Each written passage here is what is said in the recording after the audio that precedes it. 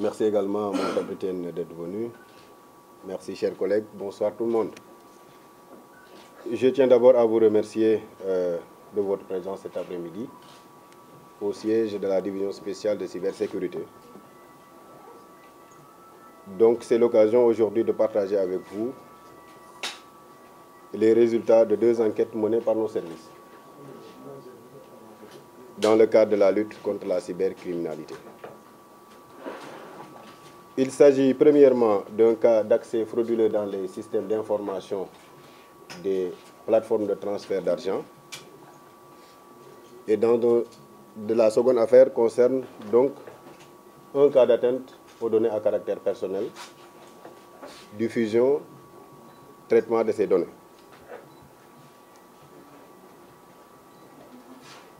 S'agissant de la première affaire, il s'agissait d'un groupe d'escrocs qui s'introduisait frauduleusement sur les plateformes de transfert d'argent.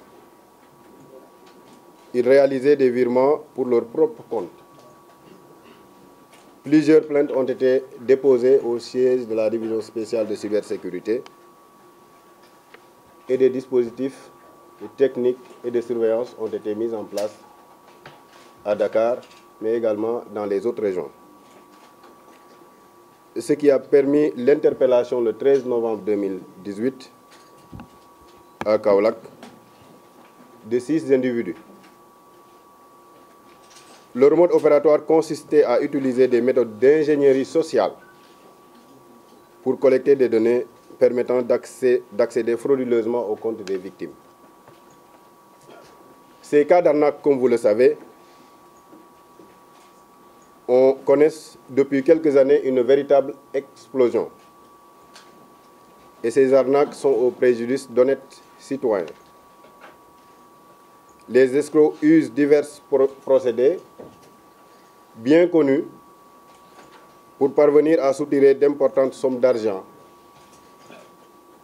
à leurs victimes, dont la plupart ont eu la malchance de croire aux histoires racontées. Comme stratégie, ils vous font croire d'un gain de l'eau suite à un tirage au sort. Soit c'est une menace de suspension de la ligne de la victime si elle n'exécute pas les instructions dictées par l'arnaqueur. Soit une observation du code de distributeur des plateformes de paiement en ligne. Et le code est utilisé à leur insu, donc pour effectuer des virements frauduleux. D'autres escrocs également s'enfuient avec les téléphones des distributeurs ou bien procèdent uniquement à la substitution des téléphones de ces distributeurs. Les statistiques au regard du nombre de plaintes déposées au siège de la division spéciale et des autres services d'enquête renseignent de l'étendue et de la gravité du phénomène. Les cyberdélinquants sont localisés pour la plupart dans une seule région du Sénégal. Les victimes ont subi un préjudice environ 200 millions de francs CFA. Voilà le résumé de la première affaire. En ce qui concerne la seconde affaire,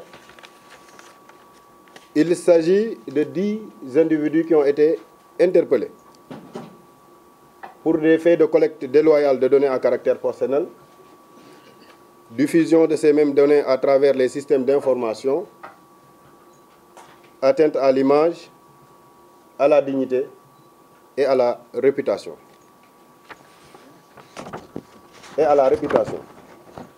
Il s'agit en l'espèce d'un groupe de délinquants très jeunes qui créaient des groupes sur les réseaux sociaux, notamment Facebook et WhatsApp. Ils collectaient les images de citoyens sénégalais et ils les présentaient comme étant des filles de mœurs légères. Parfois, ces filles subissaient un chantage. Soit ils les proposaient en contrepartie donc des relations intimes, soit également il est proposé donc la remise de fonds pour pouvoir retirer leur nom ou bien leurs images donc sur les réseaux sociaux.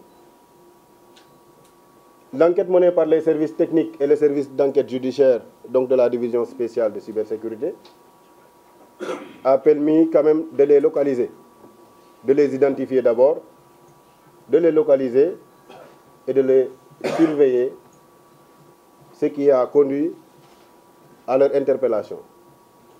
Ils ont été tous placés en position de garde à vue et ils ont été présentés devant le procureur de la République.